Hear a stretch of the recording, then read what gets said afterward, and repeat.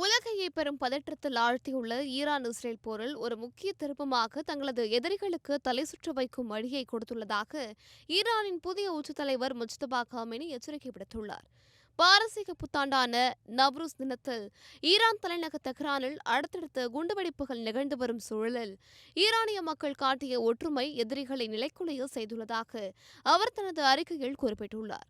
வான்வழி தாக்குதலில் கொல்லப்பட்ட தனது தந்தை அலி கமேனிக்கு பிறகு நாட்டின் தலைமை பொறுப்பை ஏற்றுள்ள முஜ்தபா காமெனி எதிரிகள் தற்பொழுது முன்னுக்கு பின் முரணாக பேசி வருவதாகவும் அவர்களின் தோல்வி உறுதி செய்யப்பட்டு விட்டதாகவும் ஆவேசமாக தெரிவித்துள்ளார்.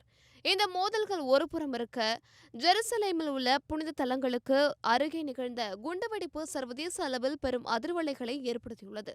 அல் அக்ஸா மசூதி மற்றும் புனித செபுல்கர் தேவாலயத்திற்கு மிக அருகாமையில் விழுந்த ஏவுகணை துகள்கள் ஈரானின் பைத்தியக்காரத்தனமான நடவடிக்கையே என்று இஸ்ரேல் குற்றம் சாட்டியுள்ளது.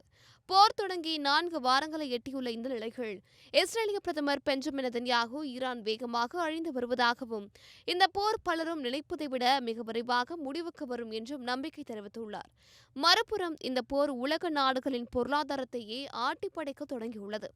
கச்சா எண்ணெய் மற்றும் இயற்கை எரிவாயு கொண்டு செல்லப்படும் முக்கிய வழித்தடமான ஹார்முஸ் ஜலசந்தியை ஈரான் முடக்கியுள்ளதால் எரிசக்தி சந்தை பெரும் சரிவை சந்தித்துள்ளது.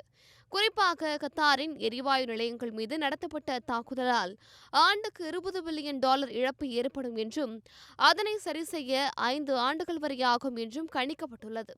இது உலகளவில் பணவீக்கத்தையும் எரிபொருட்களின் விலையையும் விண்ணை முட்ட செய்துள்ளது. இக்கட்டான இந்த சூழ்நிலைகள் அமெரிக்க அதிபர் டொனால்ட் ட்ரம்ப் தனது நேட்டோ கூட்டணி நாடுகளை கடுமையாக சாடியுள்ளார். ஹார்முஸ் ஜலசந்தியை திறக்க ராணுவ ரீதியாக உதவாத நட்பு நாடுகளை கோழைகள் என்று அவர் விமர்சித்துள்ளார்.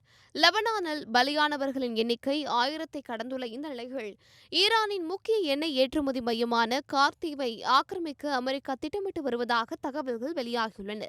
மத்திய கிழக்கில் கொழுந்துவிட்டு எரியும் இந்த போர் உலக நாடுகளை ஒரு பெரும் பொருளாதார வீழ்ச்சியை நோக்கி தள்ளிக் கொண்டிருக்கிறது என்பதே நிதர்சனம்.